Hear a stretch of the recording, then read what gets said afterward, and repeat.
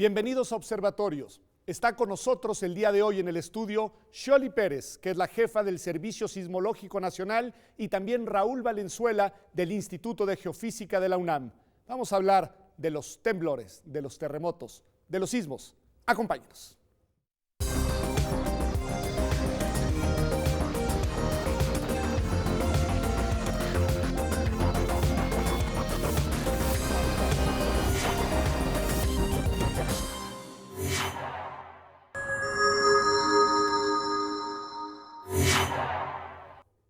Pues ya estamos aquí en nuestra sección desde el aula, en esta ocasión con Rafael Valadez. Rafael, ayúdanos a entender un poco el ABC, digamos, de esto que tanto nos preocupa a las personas, obviamente en las grandes urbes y sobre todo en urbes como la nuestra, en la cual los sismos son y han sido un fenómeno pues muy sentido, muy relevante en la historia. ¿Por qué tiembla? Bueno, muchas gracias por la invitación a tu programa. Y pues los sismos se generan debido a la liberación de energía que ocurre cuando las placas tectónicas llegan a su límite en los esfuerzos. Esto es muy normal, todos los días está temblando. ¿Todos los días está temblando? Todos los días, sí, en cualquier momento. De hecho, en este momento hay sismos. Okay. Pues la energía que viene del interior de la Tierra, debido a la convección que sucede en el manto, esto es como cuando uno calienta... Eso te iba a decir, a ver, convección en el manto, ¿qué quiere decir eso? Eso quiere decir que sucede, la convección en el manto es cuando uno calienta, no sé, agua o una sopa. Vemos que la parte más caliente, unas burbujitas suben, y cuando llegan a la superficie que es más fría, estas regresan. Eso se debe al cambio de densidades en el fluido. El manto se comporta como un fluido en una escala de tiempo geológico, o sea, millones de años. Es por eso que debido a estos movimientos ocurren los desplazamientos entre placas. Hay varios tipos de desplazamiento entre placas.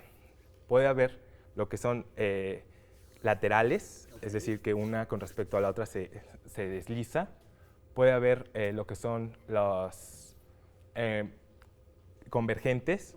Que hay algún tipo de choque entre las dos, ¿sí? Entre las dos.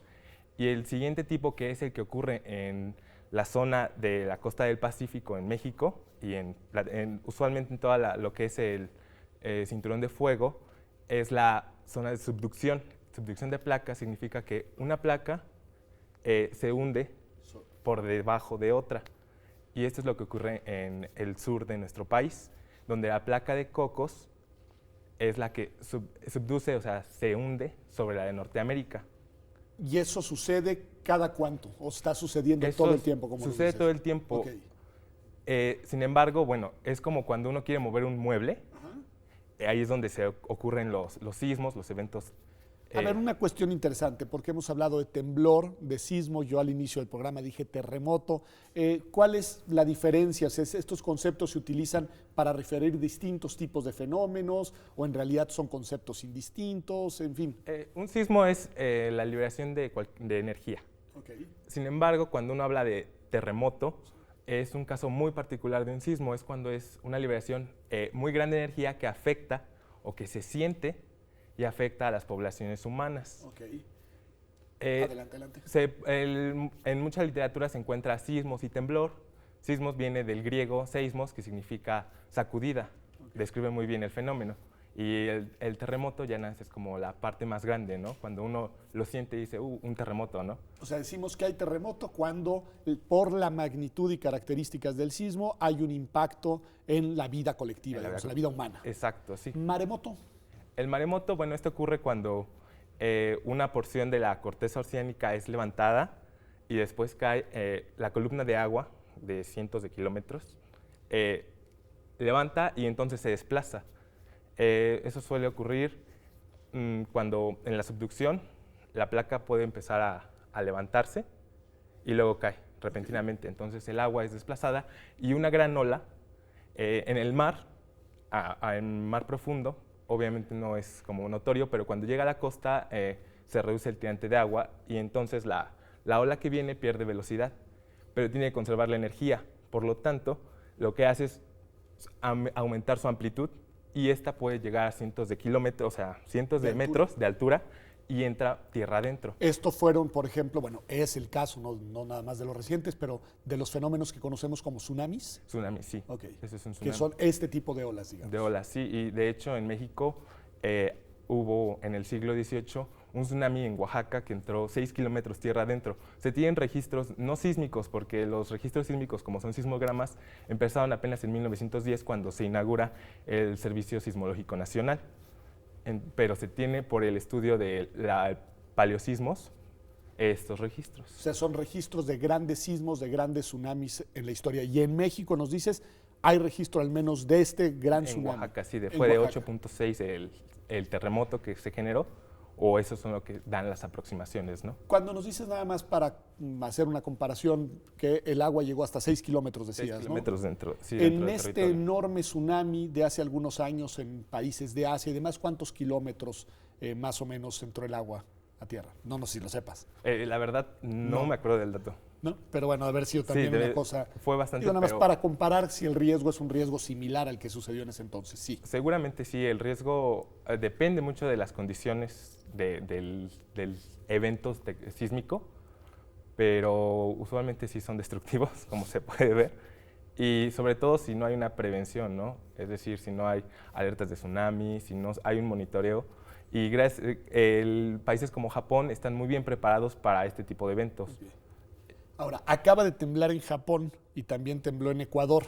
Y los que no sabemos de esto, con mucha facilidad nos espantamos, porque por ahí corrían las voces, los rumores y los correos electrónicos de que estos dos temblores estaban conectados y de que inevitablemente vendría uno nuevo que nos tocaría a nosotros. ¿Esto es cierto, no es cierto? En fin, ayúdanos a entender un poco esto. No existe relación entre el sismo de Japón y el de Ecuador. ¿No existe No relación? existe, no, porque cada uno fue producido por distintas placas. Okay. O sea, la Tierra está dividida, como dije, en placas tectónicas y estas son distintas. El sismo de Japón fue causado por la placa de la Filipina y el sismo de Ecuador por la de Nazca. Entonces, no hay Ninguna relación. En México actúa la de Cocos, la de Rivera y la del Caribe. Entonces, no hay relación. De que va a ocurrir un sismo, en algún momento un terremoto, eso es cierto. Pero ¿cuándo? ¿A qué hora? No se puede predecir, ni siquiera la magnitud. Pero con los registros que hay, la probabilidad de que ocurra un sismo, pues sí es alta, no ahorita, en algún momento. O sea, y es una cuestión que se mide a partir de estadísticas, digamos. Estadísticas, o sea, sí. Las estadísticas nos dicen que va a suceder, pero no tenemos ningún instrumento para prever cuándo. Sí, no hay de hecho ningún instrumento. En años anteriores, varias personas decían que tenían instrumentos y estos funcionaron una vez, pero nunca volvieron a funcionar. O sea, es poco probable que puedan funcionar. Que puedan funcionar, sí. Rafael, una pregunta que a mí me da curiosidad, yo soy abogado, me dedico a otras cuestiones. ¿Por qué te gusta estudiar lo que estudias? Pues me gusta estudiarlo porque el impacto que tiene a la sociedad es grande. El interés que hay en la sociedad de conocer sobre estos fenómenos también ha ido creciendo por la globalización. Cada día estamos escuchando más, ¿no?, acerca de sismos. Podemos conocer todos los sismos que están ocurriendo en este momento descargando una aplicación o entrando a las páginas de internet.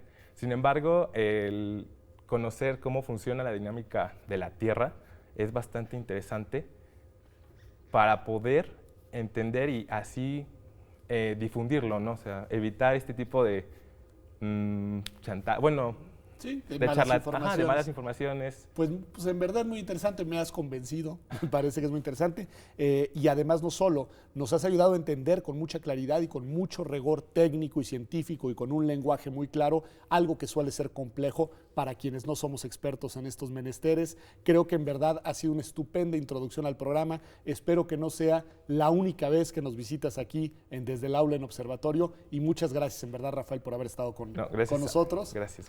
Y gracias a usted por acompañarnos hasta esta sección. Ya sabe, Desde el Aula, vamos a un corte y regresamos a nuestro análisis en perspectiva. Vamos a seguir hablando de este tema importantísimo que yo sé que le preocupa y del cual hay que tener más información. Los terremotos. Regresamos.